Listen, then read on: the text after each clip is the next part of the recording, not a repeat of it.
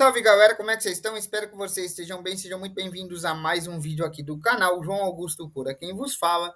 Eu trago para vocês hoje a biologia por trás de Hank McCoy. Esse quadro já é um quadro conhecido aqui do canal, então eu não vou me explicar muito. Eu basicamente vou pegar o mutante fera, Hank McCoy, e trazer dentro da biologia, né? Fazer de conta que o GNX existe, que os mutantes existem, e a gente vai destrinchar a biologia do Hank McCoy aqui. Eu já falei do Fera em outro vídeo, vou deixar no card para vocês, vai aparecer aí. Para vocês que não viram ainda o outro vídeo, tá? Clica lá, vai assistir, que serve de complemento para esse tipo de conteúdo aqui, né? Que aí eu apresento a história do personagem. Nesse aqui a gente não vai falar da história, vamos falar do GNX, da mutação. O indivíduo Hank McCoy, também chamado Fera, nasceu com uma condição de GNX mutante. O indivíduo nasceu com uma mutação inicial e foi aprimorado, ou avançado, ou evoluído, devido a um uso de um soro externo, desenvolvido pelo próprio indivíduo. Calma que eu vou explicar. Nascido com a condição do gene X, Hank McCoy nasceu com pés e mãos avantajados, primatizados, né, com características primatas. Essas características davam a ele uma característica de primatas arborícolas, podendo se segurar e adaptados a grandes pressões. Ele poderia usar até mesmo os pés como se fosse uma espécie de extensão das próprias mãos, podendo segurar e se pendurar com facilidade, além de ter uma agilidade sobre-humana e uma força consideravelmente superior a de qualquer humano comum. Sua condição mutante dava a ele pés e mãos avantajados, visivelmente, tá? Era notório que ele tinha pés e mãos de primatas arborícolas, ou seja, bastava você olhar para ele e você já sabia que ele era um mutante, era visível e notório. Só que o Hank McCoy era um jovem muito inteligente e ele era especialista em usar a sua inteligência. Ou seja, ele estudou biologia e engenharia genética, né? Ele deu um jeitinho ali de fazer um soro e esse soro tinha a ideia inicial de suprimir seus próprios poderes. Ele queria ter pés e mãos normais, apesar de conservar a sua força e a sua agilidade. Então ele conservava a sua agilidade sobre-humana e a sua força sobre-humana. E seus pés e mãos voltaram a ter tamanhos humanamente aceitáveis. No início, o soro deu certo. O professor, né, o jovem Hank McCoy, conseguiu desenvolver um soro que reduzia os seus pés e mãos a tamanhos e condições normais, tão quanto eu e você, mantendo características como força elevada e agilidade acima da média. Isso deu muito certo no início. Posteriormente, o soro de supressão genética criado pelo próprio Hank McCoy começou a falhar. Seus pés e mãos começaram a aparecer avantajados de novo. E querendo manter as suas características físicas o mais humanas possível, ele desenvolveu um soro experimental mais forte, mais potente. E quando ele aplicou em si mesmo, tentando de novo suprimir as suas características mutantes, ele conseguiu o caminho contrário. Isso mesmo, ele conseguiu o caminho oposto. Ao invés de suprimir o GNX, ele avançou, ele evoluiu o próprio GNX, criando uma mutação secundária, que deu a ele uma aparência voltada mais para os primatas. O soro de supressão, ao invés de suprimir a mutação, desenvolveu e desencadeou uma mutação secundária, avançando o próprio GNX do professor Hank McCoy. E o jovem Hank McCoy, agora não tão jovem mais, já com uma idade mais avançada, não conseguiu mais suprimir. Ao contrário, ele evoluiu o próprio gene. Como resultado, o soro potencializou o gene evolutivo vindo dos primatas, dando a ele presas, garras e uma pelagem de coloração azul. Seus olhos se tornaram amarelados, seus dentes se tornaram presas, suas mãos ficaram primatizadas, mas as unhas se tornaram garras. E o seu pelo facial que passou a crescer, passou a ter uma coloração azul e ele passou a ter um aspecto mais bestial mesmo, mais de fera. Daí o seu codinome mutante, que é justamente fera. Apesar da sua aparência claramente feral, mais puxado para o lado dos primatas, o professor Hank McCoy mantém seu intelecto Homo sapiens sapiens intacto, a sua consciência e tudo que ele aprendeu permanece. Então, ele ainda é um cientista brilhante, ainda é um professor brilhante, ainda é um geneticista brilhante. A consciência humana não se perdeu. Sua aparência ficou muito modificada. E não só a aparência, também houve alguns aspectos interiores que a gente vai falar agora. Além de toda essa aparência feral óbvia, ele também desenvolveu alguns aspectos internos. Hipertrofia muscular massiva. Hank McCoy é capaz de, literalmente, ter uma concentração de massa 200% mais aumentada do que qualquer humano. O que isso quer dizer?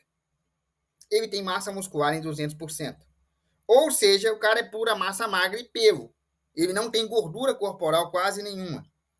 Ele também tem a capacidade de levantamento, ou seja, se ele é massa magra praticamente o tempo todo, ele também tem uma capacidade de força brutalizada. Se antes ele tinha a força dobrada de uns 2 seres humanos, né, no estágio inicial da mutação, agora ele consegue erguer 10 toneladas sem problema nenhum. O cara é literalmente um colosso de força. Ele consegue erguer até 10 toneladas sem problema nenhum, tá? É tipo, sem fazer força. Ele pega 10 toneladas como se estivesse pegando um caderno. E ele também tem agilidade aumentada. Lembra que no estágio inicial ele tinha agilidade aumentada similar a primatas arborícolas? Agora ele tem agilidade aumentada em até 10 vezes a capacidade de qualquer ser humano. Ou seja, ele tem reflexos mais rápidos do que qualquer ser humano em pelo menos 10 vezes. Ele não é só um cara muito acrobático agora, ele é muito, muito rápido, podendo escalar rapidamente paredes, árvores e qualquer superfície que for escalável, assim como um primata, mas isso em níveis muito rápidos. Né? Ele também tem uma flexibilidade molecular acima da média, né? A flexibilidade aí estabilizada das articulações.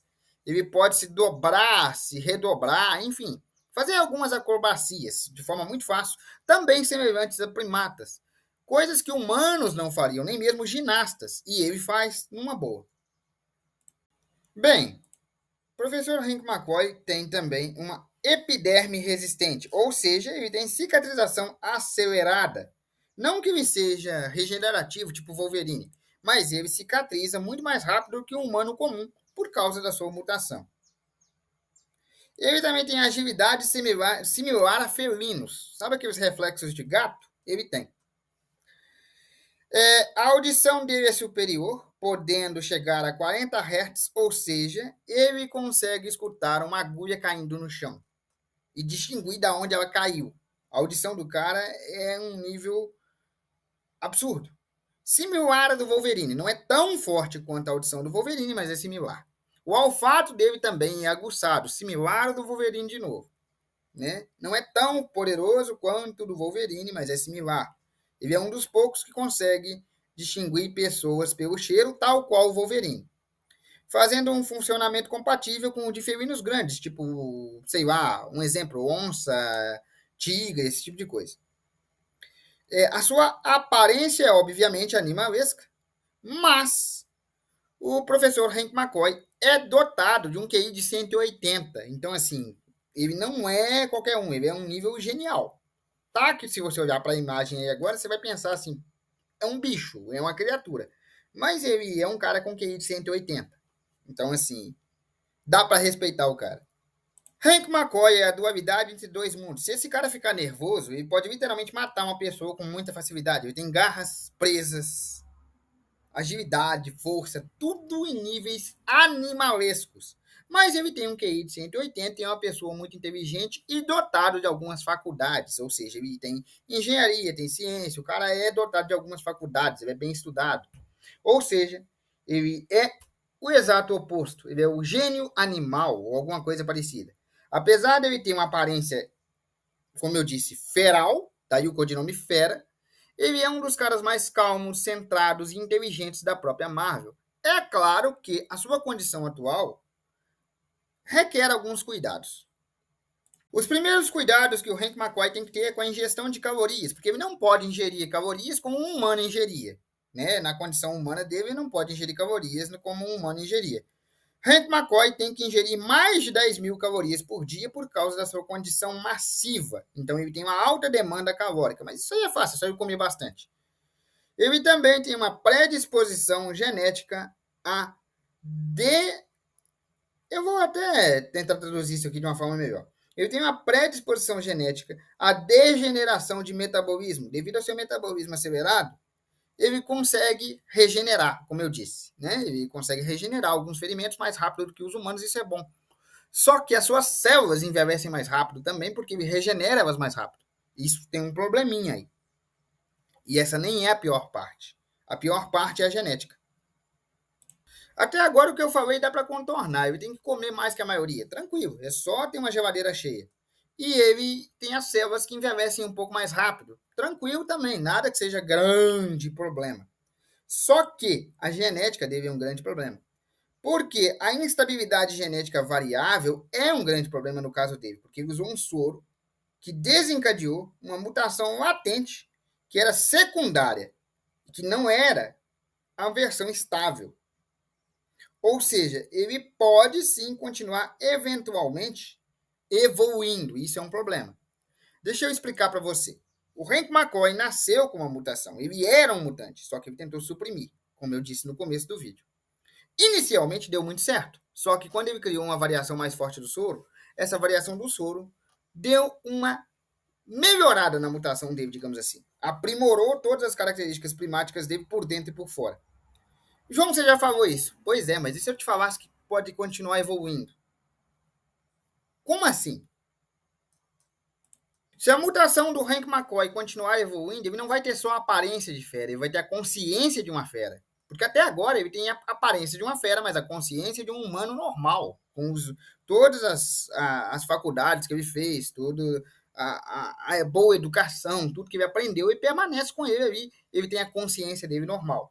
Só que, como a mutação de fera é uma mutação secundária, criada a partir do soro que deu errado, essa mutação pode continuar evoluindo e ele pode perder a consciência humana, dando origem a uma fera. Literalmente é uma fera.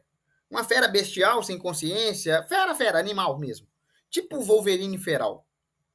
Sabe? Algo nesse nível. E aí que tá o perigo. Essa mutação que ele tem, ela tá ótima para ele no momento, mas ela é instável. Ela pode continuar evoluindo e ele pode perder a consciência. Bom, galera, eu vou ficando por aqui. Espero que vocês tenham gostado. Um abraço, fiquem com Deus e até a próxima. Amanhã a gente volta com outro vídeo aqui do canal.